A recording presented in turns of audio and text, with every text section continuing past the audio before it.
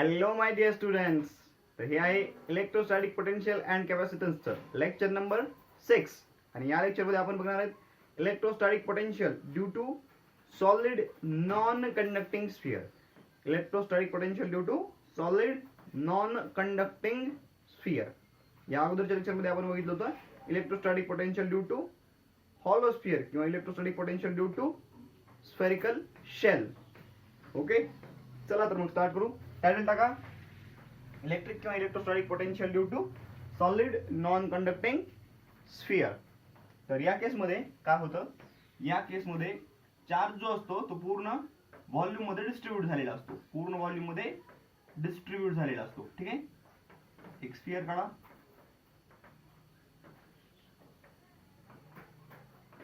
अगोदर मला काढू द्या, नंतर काढू तुम्ही.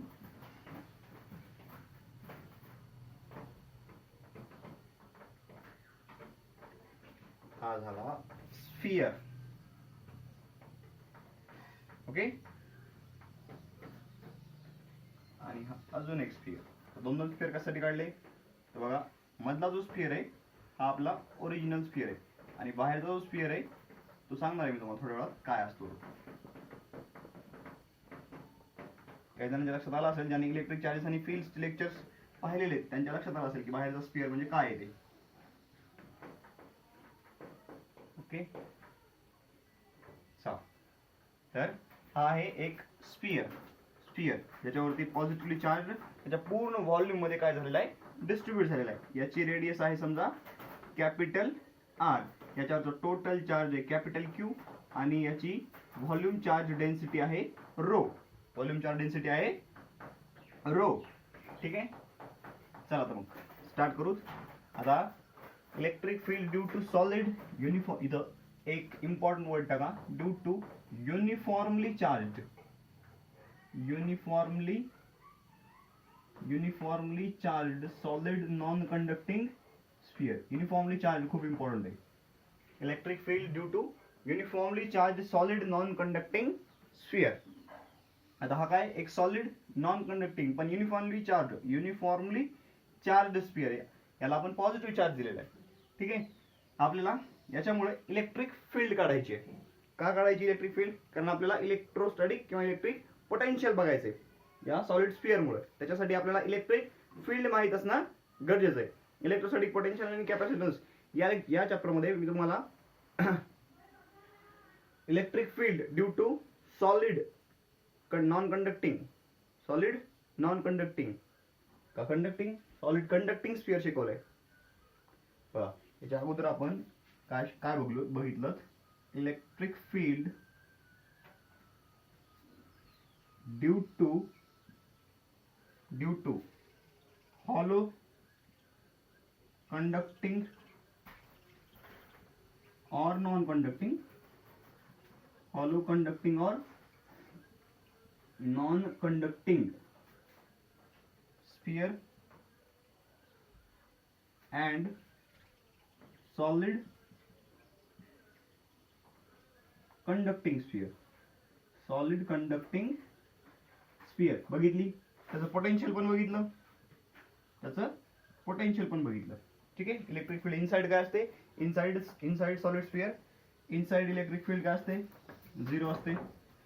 सरफेसला आउटसाइड काय असते, K Q by R square असते आणि सरफेसला असते K Q by capital R square, K Q by capital R square असते. हे बघितलं आपण.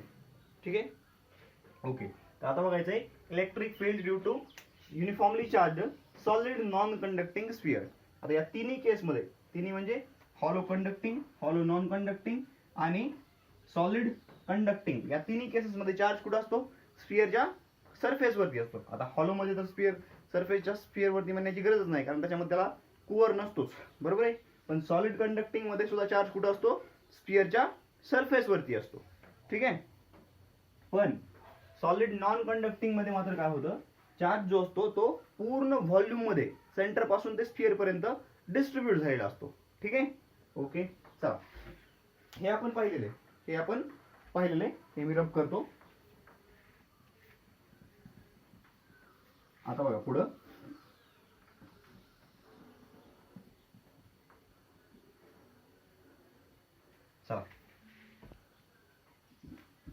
consider a uniformly charged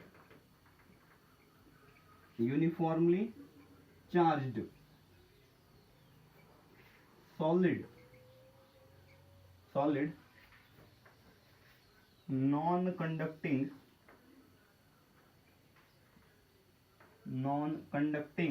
sphere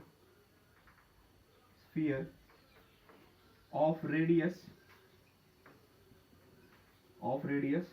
capital R, volume charge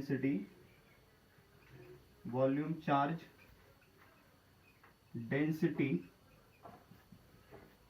rho, and total charge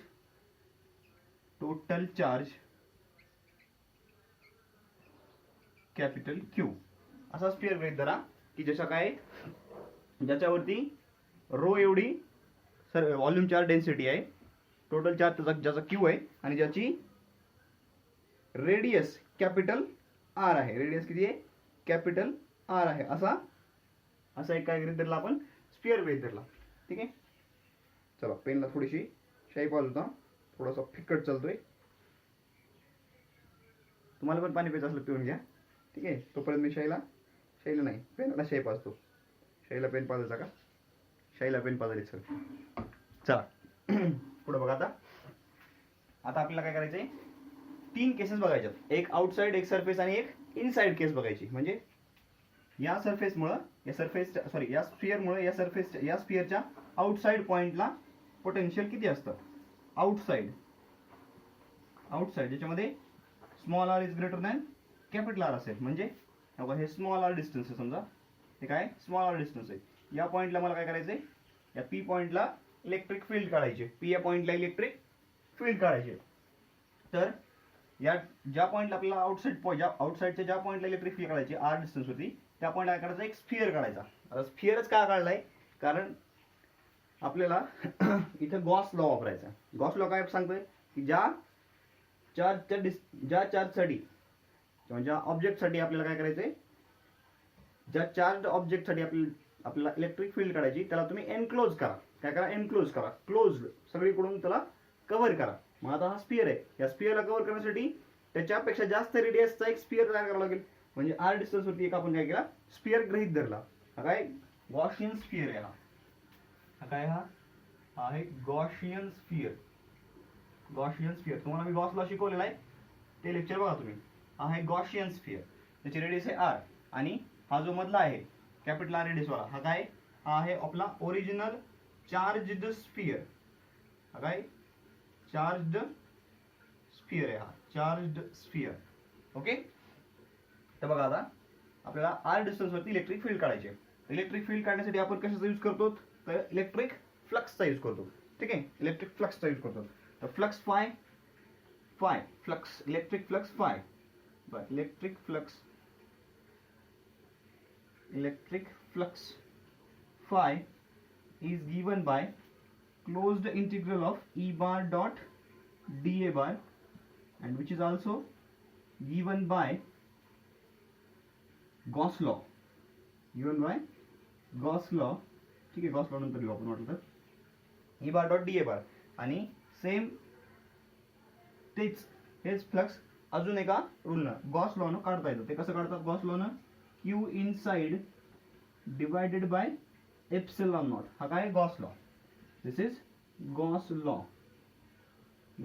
law. आणि हा मॅथमॅटिक्सचा रूल आहे. ठीक आहे. मॅथमॅटिक्सच्या रूलनुसार E bar dot D A bar असं काढता येतं. आणि सेम तेच फ्लक्स गॉस लॉनुसार कसं निघतं? Q inside upon epsilon naught. ठीक आहे. Total flux passing through closed Gaussian surface is equal to total charge inside that surface divided by epsilon naught. हा आहे गॉस लॉ. ठीक आहे. ओके. बघा आता याच्यावरून काय करू मग? E bar dot integral E bar dot D A bar आणि Q inside upon epsilon naught. याला काय करू? याला इक्वेट करू. ठीक आहे. जागा पुन्हा नाही म्हणून मी थोडीशी काटकसर करून जागा वापरतो. ठीक आहे. चल hence integral E bar dot D A bar is equal to Q inside divided by epsilon naught, Q inside divided by epsilon naught. Hence आता बघा E bar dot D A bar, E bar dot D A bar काढायचे. आता बघा E bar dot D A bar कसं काढणार, E बार आता electric field कुठे आहे, या पॉईंटला इलेक्ट्रिक फील्ड काढायचे. आता हा स्फेरिकल सरफेस आहे, स्फेरिकल सरफेस मध्ये लक्षात ठेवा इलेक्ट्रिक फील्ड कशी असते, रॅडियली आउटवर्ड असते. कशी असते, रॅडियली आउटवर्ड. म्हणजे कशी electric field, electric field in अशी, ही आली इलेक्ट्रिक फील्ड. आणि डी ए बार काय, D A bar is area vector. हा काय असतो, एरिया व्हेक्टर. एरिया व्हेक्टर कसा असतो, area vector normal to surface, normal to surface. सरफेसला नॉर्मल असतो म्हणजे कसं असेल, आणि 3 डायमेन्शनल सरफेसला कसा असतो, normal to surface directed outwards. हा झाला डी ए बार, छोटासा एरिया, छोटासा एरिया आहे म्हणून काय झाला डी ए बार.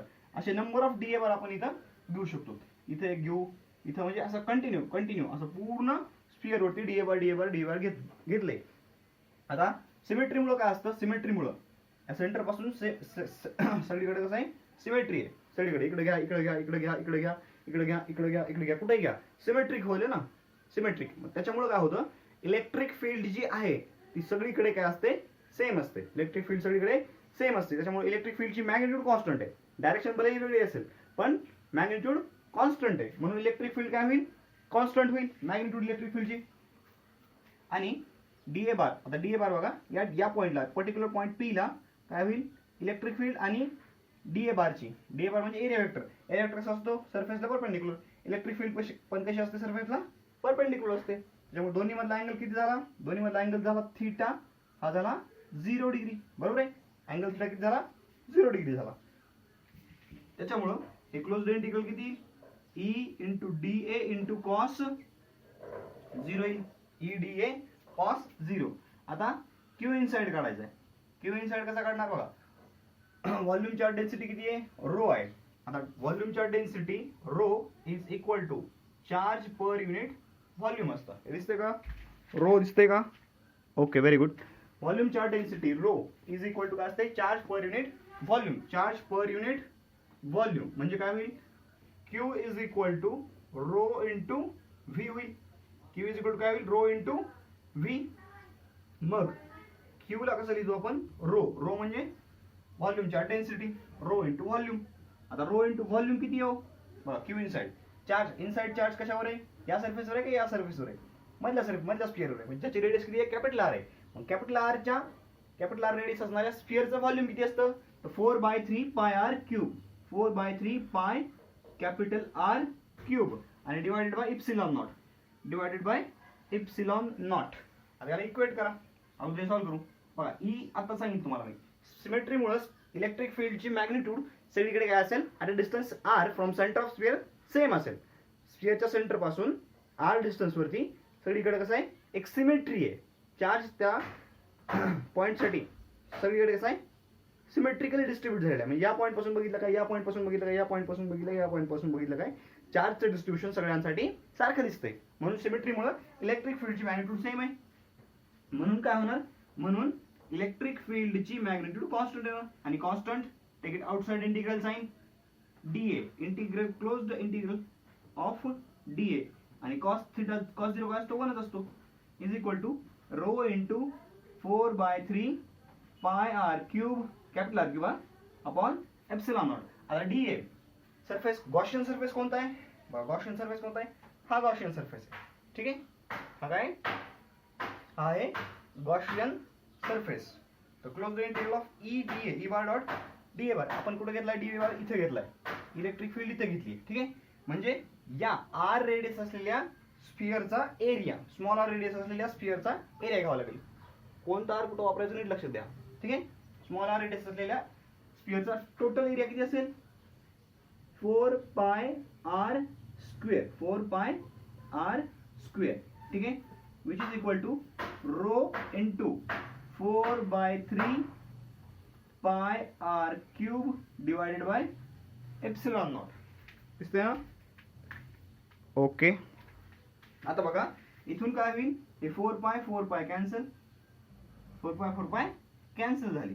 ठीक आहे, शिल्लक काय राहील बघा, शिल्लक काय राहिलं? Hence E is equal to r square इकडे घेऊ. E is equal to rho into r cube upon 3 epsilon naught into 1 by R square. आता बघा, rho volume charge density constant capital R, radius of square constant, 3 constant, epsilon naught constant, म्हणजे हे सगळं constant आहे. म्हणजे काय व्हायला लागले? Hence electric field is inversely proportional to square of distance. Electric field is inversely proportional to square of distance. म्हणजे outside बघा, पॉईंट जर आउटसाइड असेल, आउटसाइड पॉईंट साठी इलेक्ट्रिक फील्ड कशी बदलत जाते? Inversely to square of distance. Square of डिस्टन्सच्या inversely vary होत जाते. म्हणजे जसं आपण डिस्टन्स वाढवू त्याच्या स्क्वेअरच्या फॉर्म मध्ये काय होईल? इलेक्ट्रिक फील्ड कमी कमी होत जाईल. इथून 1 मीटरवर इलेक्ट्रिक फील्ड काहीतरी ई आहे म्हणा, तर 2 मीटरवर गेल्यास किती होईल? E/4 होईल. 3 मीटरवर गेला तर E/9 होईल. ठीक आहे, E/3 नाही होणार, E/9 होईल. 4 मीटर डिस्टन्स वर सेंटर पासून तर E/16 होईल असं. ठीक आहे, ओके. चला, E is directly proportional to inversely proportional to square of distance. Pause the video and note it down. चलो बाय, लिख लो. लिहिलं? ओके. आता हे झालं, हे जे इक्वेशन आलं आपलं, हे इक्वेशन आलं डेन्सिटीच्या फॉर्म मध्ये. पण हेच इक्वेशन जर आपण कशाच्या फॉर्म मध्ये कन्वर्ट केलं? चार्ज क्यू च्या फॉर्म मध्ये कन्वर्ट केलं तर कसं येतं बघा. ठीक आहे, याच्यामध्ये काय करू? रोची व्हॅल्यू टाकून देऊ आपण. रोची व्हॅल्यू किती आहे? रोची व्हॅल्यू टोटल बघा, टोटल चार्ज किती आहे? क्यू. व्हॉल्यूम बघा, टोटल चार्ज किती आहे? क्यू. डेन्सिटी किती? Rho is equal to q upon या टोटल स्फिअरचं volume 4/3 pi R cube. 4/3 pi R cube. ही जर व्हॅल्यू आपण याच्यामध्ये टाकली तर राईट. हेन्स इकडे दिसतंय का? बरं ठीक आहे, एवढं लिहून घ्या. रब करू आपण वरचं.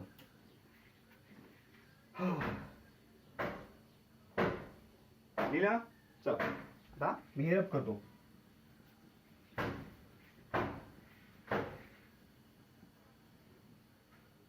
किती मोठं, एवढं मोठं लेक्चर असतं का सर? आहे का नाही? 15 मिनिट झाली, त्याच्या गेली लाईट. तुमच्या मनासारखं होईल. दिसतंय का? दिसतंय? पण मी तर थांबतो 5 मिनिटं. तुम्ही व्हिडिओला पॉज करा आणि लिहून घ्या. चला, इलेक्ट्रिसिटी वापस आलेली आहे आणि आपलं लेक्चर आपण परत सुरू करत आहोत. ओके. काय सर, कुठल्या जमान्यात राहतात आणि कोणत्या ठिकाणी राहतात म्हणा, आहे की नाही? लेक्चरमध्ये 10 तर लाईट झालेली असते. कसलं लेक्चर आहे की सध्या ॲडजस्ट करून घ्या. लॉकडाऊन आहे त्याच्यामुळे घरून लेक्चर घेतोय. खेडेगावात राहतो मी, त्याच्यामुळे ॲडजस्ट करून घ्या. चला बघा, हा इलेक्ट्रिक फील्ड किती आली होती बघा. हा एक फॉर्म्युला आला इलेक्ट्रिक फील्डचा आपल्याकडे. हा एक फॉर्म्युला आला कोणता? E is equal to rho r q upon 3 epsilon naught into 1 by R square. हा खूप इम्पॉर्टंट नाहीये पण माहीत असू द्या, कारण ज्यावेळेस आपल्याला रोच्या फॉर्म मध्ये इन्फॉर्मेशन दिलेली असेल, क्यू दिलेला नसेल, त्यावेळेस मात्र आपल्याला हा फॉर्म्युला यूज करावा लागतो. आता बघा, इथं rho constant, r constant, E constant, 3 constant, epsilon naught constant. E is directly proportional to 1 by R square. Rho is equal to q upon 4/3 pi R cube असतं. बरोबर आहे? इथं आर कॅपिटल आर आहे. आता ही जर व्हॅल्यू याच्यामध्ये ठेवली तर काय बघा, इथून घ्या.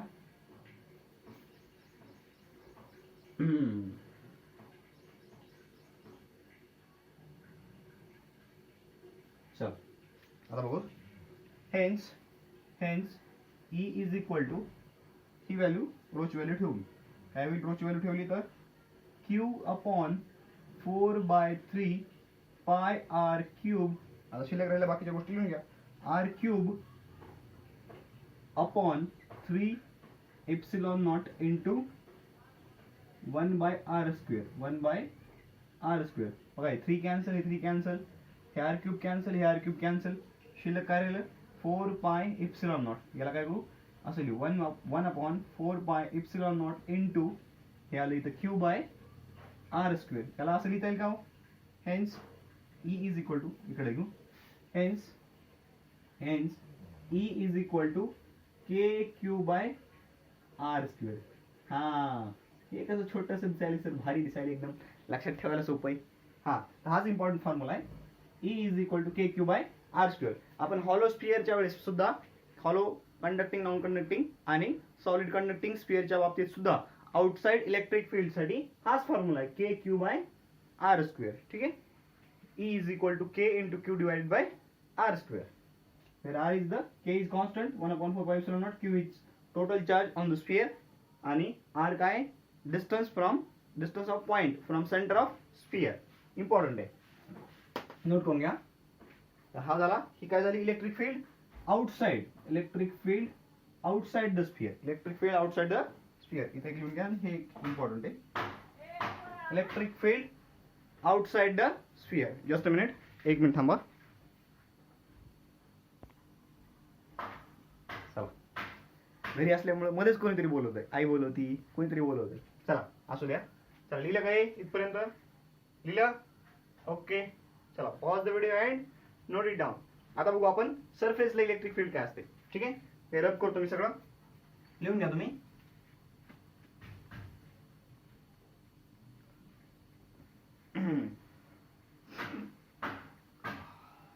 ओके, चलो. ई सरफेस, सेकंड टाइटल लगा, ई किंवा असं करा, at surface, second point at surface, at surface, at surface काय, second at surface, at surface, that is small r is equal to capital R, small r is equal to capital R, small r is equal to capital R. त्यावेळेस काय होईल, small r is equal to capital R. मग electric field किती, small r is equal to capital R जर ठेवलं तर electric field किती, electric field येईल E is equal to KQ upon capital R square. E is equal to KQ upon capital R square. ठीक आहे, हा झाला इलेक्ट्रिक फील्डचा फॉर्म्युला.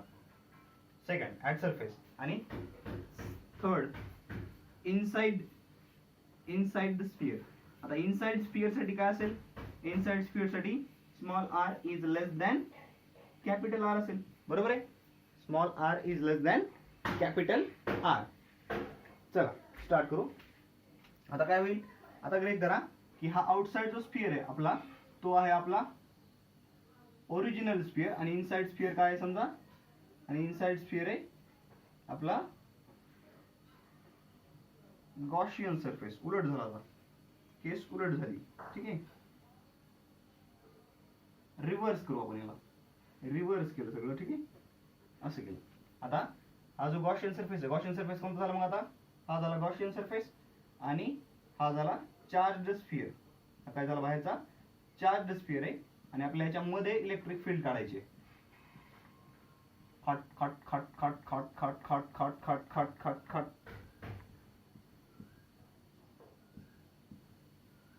ओके, चला झालं. हा झाला चार्ज, हा झाला चार्ज. आता याची इलेक्ट्रिक फील्ड किती आहे, सॉरी याची रेडियस किती आहे बाहेरची, कॅपिटल R आहे. ठीक आहे, आणि मधला जे डिस्टन्स आहे, मधला जो स्फियर आहे त्याची रेडियस आहे स्मॉल r. ह्याची रेडियस, ही जी रेडियस आहे ही आहे स्मॉल r, आणि हा झाला पॉइंट P. या पॉइंटला आपल्याला इलेक्ट्रिक फील्ड काढायची आहे. तर कसं होईल, आता इथं पण इलेक्ट्रिक फील्डची डायरेक्शन आपण अशी धरू, E, आणि इथंच एरिया वेक्टर कसा असेल परत, dA bar perpendicular to surface outside. म्हणजे इथं पण थिटा किती असेल, थिटा आला परत 0 डिग्री, थिटा किती आला परत 0 डिग्री. कळाले ना. हा आहे आपला गॉशियन सरफेस. हा काय, गॉशियन सरफेस. ओके, ठीक आहे. चला आता इथं पण तेच, इथं पण तेच करायचंय जे आपण आउटसाइड साठी केलं. कसं, फ्लक्स, इलेक्ट्रिक फ्लक्स काढायचं. फ्लक्स कशाने काढायचं, मॅथमॅटिकली फ्लक्स काढायचं, आणि नंतर गॉशियन गॉस लॉवरून काढायचं, आणि दोन्हींना इक्वेट करायचं. म्हणजे आपल्याला इलेक्ट्रिक फील्डची मॅग्निट्यूड मिळेल, इलेक्ट्रिक फील्डची मॅग्निट्यूड मिळेल. ठीक आहे, ओके. तर आउटसाइडचा फक्त फॉर्म्युला राहू दे तुम्ही इथं. पुढे बघा आता, flux phi is equal to, flux phi is equal to integral, close the integral E bar dot dA bar, हे एक येतं. आणि गॉस लॉवरून काय येतं, गॉस लॉवरून Q inside divided by epsilon, हे आलं बाय गॉस लॉ. शेवटची लाईन दिसते का तुम्हाला? दिसते का? हो, व्हेरी गुड. हां, दिसतंय, एकदम क्लिअर दिसतंय, काही अडचण नाही. आता या दोन्हींना जर इक्वेट केलं आपण तर काय होईल? हेन्स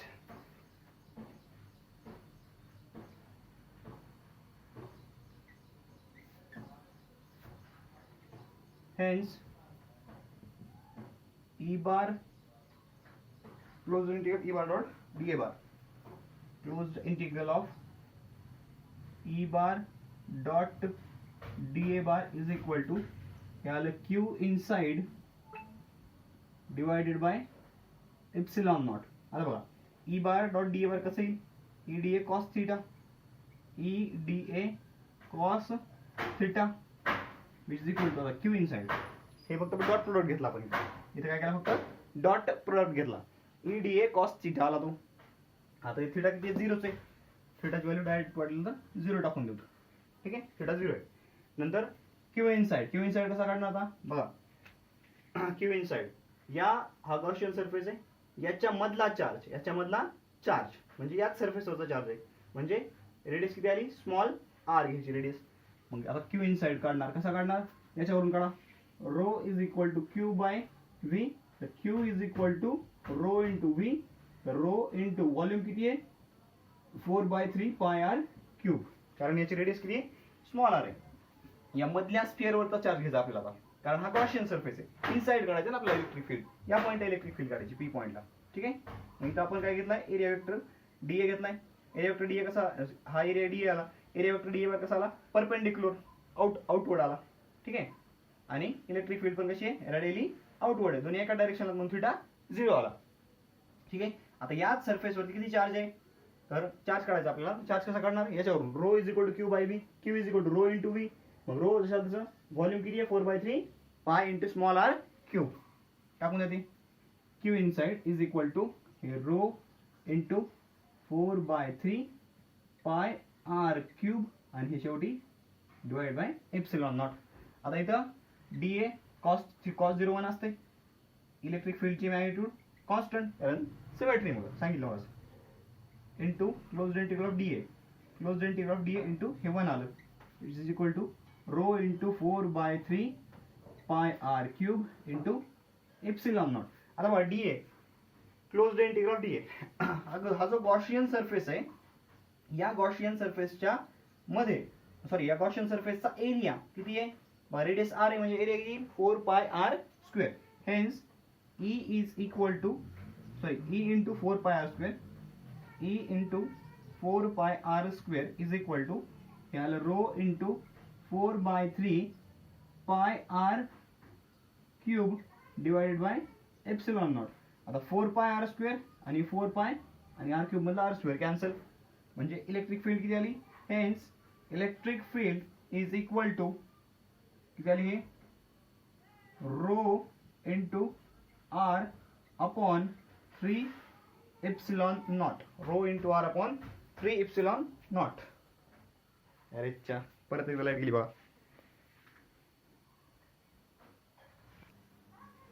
चला परत एकदा आपण आपलं लेक्चर मधनं स्टार्ट करू. ठीक आहे, E is equal to rho into R upon 3 epsilon naught. इथं बघा, rho upon 3 epsilon naught into r, म्हणजे काय लागले होतं? इथं यायला लागली E is directly proportional to r. E is directly proportional to R यायला लागले. Rho upon 3 epsilon naught into r. तर हा एक फॉर्म्युला झाला, रोच्या फॉर्म मधला. काय झाला? रोच्या फॉर्म मधला फॉर्म्युला झाला. E is equal to rho into R upon 3 epsilon naught. म्हणजेच इथं बघा, rho upon 3 epsilon naught constant आहे, म्हणजेच E is directly proportional to r. आता काय करू? Root, but rho is equal to 4/3 pi R cube असते. तिची व्हॅल्यू टाकली तर काय येईल बघा. Hence E is equal to, रोची व्हॅल्यू टाका, 4/3 pi R cube into R upon, हो सॉरी, रोची व्हॅल्यू टाकावं लागेल ना. रोची व्हॅल्यू क्यू अपॉन असते ना. रोची व्हॅल्यू काय असते? Q upon. पण हे काय करू? वर लिहू. हे लिहिले इथपर्यंत तुम्ही? इथपर्यंत लिहिलंय. ओके, चला हिरप करायचं मला असं लिहू, इकडे ॲडजस्ट करून लिहू आपण इथं, ठीक आहे. चला इकडे घेऊ. त्यावेळी E is equal to, hence E is equal to, आता रोची व्हॅल्यू काय येईल, Q by V, Q by V. रोची व्हॅल्यू काय आली, क्यू बाय व्ही म्हणजे 4/3 पाय आर क्यूब. ही व्हॅल्यू असेल टाका, Q upon 4/3 pi R cube into rho आलं small R upon 3 epsilon naught, small R upon 3 epsilon naught. हे 3 आणि हे 3 कॅन्सल झाले, शिल्लक काय राहिलं, hence E is equal to q 1 upon 4 pi epsilon not, 1 upon 4 pi epsilon naught into 1/4 pi epsilon naught into Q R upon R cube. म्हणजे shortcut मध्ये कसं लिहिता येईल ना, K Q R upon R cube, K Q R upon R cube. इथं पण बघा, याच्यावरून पण E is direct proportional to R यायला लागले, इथून पण काय लागले, E is direct proportional to R. तर हा झाला आपल्याला इलेक्ट्रिक फील्डचा, internal electric field, inside electric फील्डचा फॉर्म्युला. इम्पॉर्टंट आहे, लक्षात ठेवा, K Q R upon R cube, K Q R upon R cube. Okay. आउटसाइडचा फॉर्म्युला काय, K Q R square upon R cube. सरफेसचा काय, K Q R upon R capital R square. Okay, K Q upon capital R square. सरफेसला electric field काय असते, constant असते. नंतर आउटसाइडला काय असते, K Q upon small R square, आणि इनसाइडला काय असते, K Q R upon R cube. ठीक आहे. चल pause the video and note it down. आता याचा आपण ग्राफ बघू. याचा काय परत आपल्याला ग्राफ ग्राफ पाहायचा आहे. बाकी सगळं मोडणार आहे मी, लिहिलं. ओके चला, इथं बघा, रोच्या फॉर्म मधला हा पण फॉर्म्युला माहित असू द्या, rho r upon 3 epsilon naught, rho r upon 3 epsilon naught. आता याचा बघायचा आपला graph, graph of E versus r, graph of E versus r चा ग्राफ बघायचा आहे. Graph of E versus r write लागा, graph of E versus r टाकला, graph of E versus r. बघा graph of E versus r कसा येईल, graph of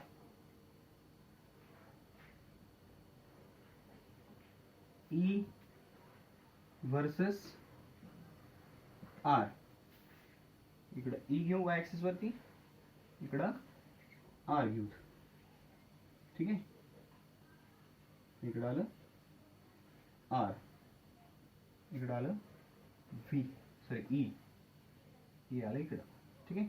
आता बघा इनसाइड कसं आहे, inside electric field is direct proportional to r, small r. म्हणजे काय होईल, इथं समजा हे capital R, small r is equal to capital R आहे.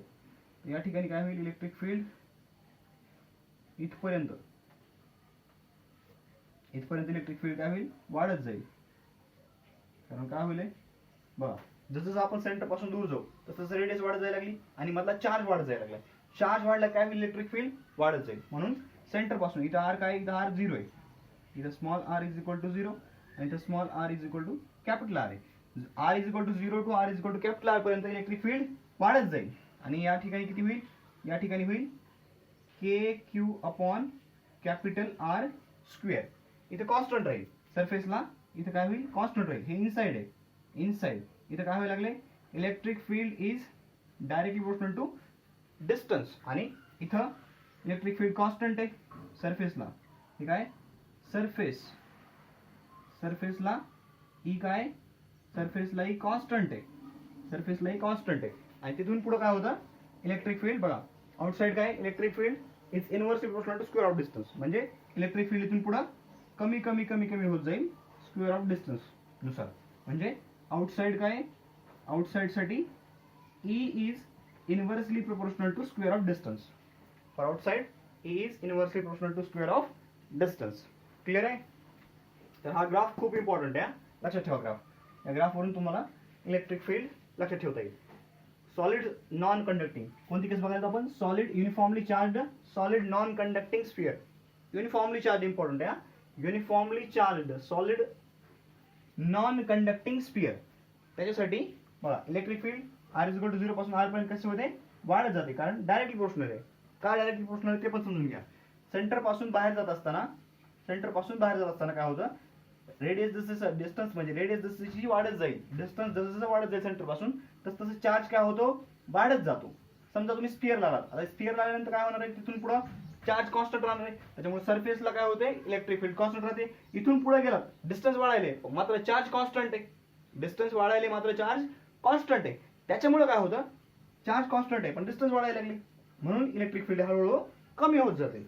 म्हणून इलेक्ट्रिक फील्ड इथून चार्ज वाढत गेला, के क्यू आहे ना, चार्ज वाढत जायला लागला, इलेक्ट्रिक फील्ड वाढत जायला लागली, डिस्टन्स पण वाढणार आहे पण त्याच्या तुलनेत चार्ज वाढण्याचं प्रमाण जास्त आहे, त्याच्यामुळं चार्जचा इफेक्ट जास्त आहे, चार्ज वाढण्याचा इफेक्ट जास्त आहे, डिस्टन्स वाढण्याचा इफेक्ट कमी आहे. त्याच्यामुळे काय व्हायला लागलं, इलेक्ट्रिक फील्ड वाढत जायला लागली. या पॉईंटला काय होणार, इलेक्ट्रिक फील्ड कॉन्स्टंट राहणार, आणि तिथून पुढे चार्ज कॉन्स्टंट आहे, क्यू कॉन्स्टंट राहिला, मग आर तर वाढायला लागले, मग आर वाढल्यामुळं काय व्हायला लागले, आरच्या स्क्वेअरच्या प्रोपोर्शनल मध्ये, इन्व्हर्सली प्रोपोर्शनल मध्ये काय व्हायला लागली, इलेक्ट्रिक फील्ड कमी व्हायला लागली.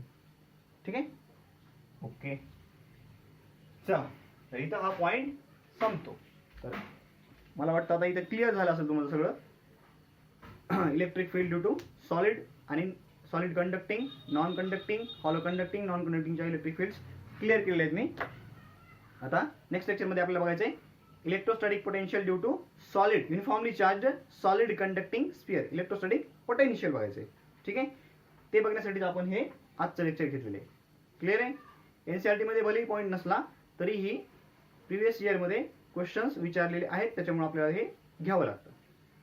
कळलं? ओके, अभ्यास करत राहा, काही अडचण असेल तर विचारत राहा.